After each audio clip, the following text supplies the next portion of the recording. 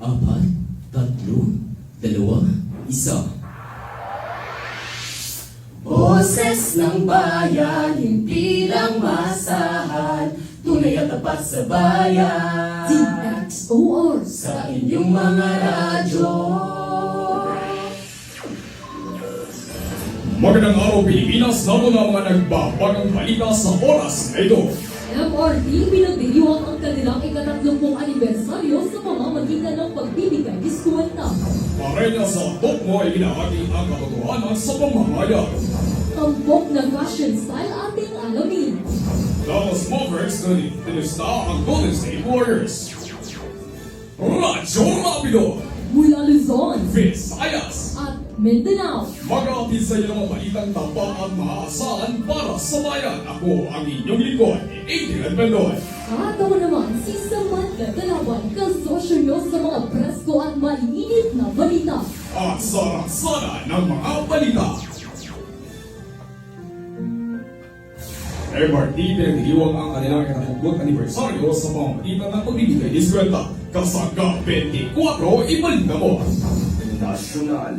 Nagdiriwang na ika-30 anibersaryo ang Metro Rail Transit at magbibigay umano sila ng bawas na bayad para sa lahat sa loob ng isang taon. Sa kabilang banda, hindi ito totoo dahil nagsimula ang MRT noong Disyembre taong 1999 kung saan ipagdiriwang pa lamang ang ika-25 anibersaryo nito. Kasangga 24, Gabriel Lorenzo. Arenas at Tokmo ibinahagi ang katotohanan sa pamamahayag. Inilanad ng mga batikang mamamahayag na sina Jen Arsenas at Hernel Tokmo ang katotohanan sa pamamahayag sa isang mini press con. Ayon sa kanila, karaniwan sa mga mamamahayag ay nakatatanggap ng pagbabanta, ngunit para sa kanila, there's no story worth dying for. Basta't ginagawa mo ang iyong trabaho, wala kang dapat na ikatakot. Kasangga 25 sa Mandandalaban. Tampok na fashion style ating alamin. Iyan at iba pang mga balita makaramdamang ang ilang balala. Kumusta mga kaibigang teenagers?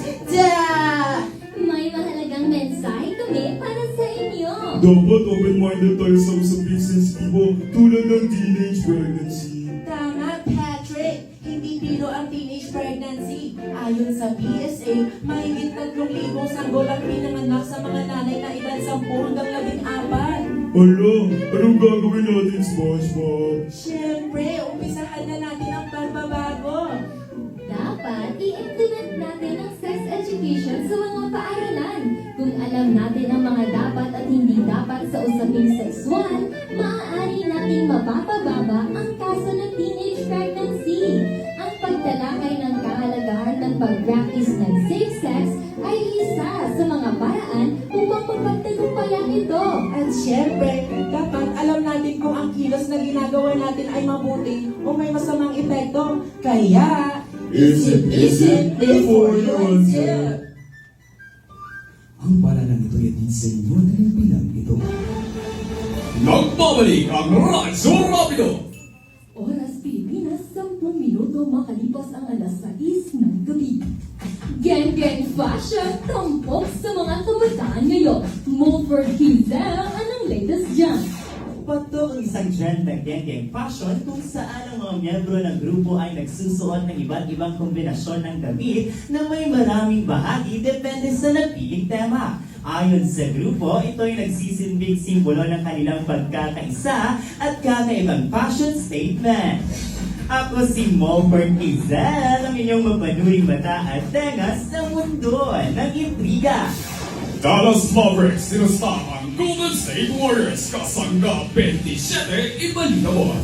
Ang palakasan. Tinusta ng Golden State Warriors ng Dallas Mavericks sa Western Conference Champ nitong linggo ng hapon daw kasalukuyan. Nag-aula naman ng maraming 3 points sa Warriors na pinangunahan ni Stephen Curry at Jimmy Butler na nagtala sa score ng 126-102 na naging susi sa kanilang ikalimang panalo. Iyan ang atid naming aksyon sa Sports Kasangga 27, Mikael Ataga.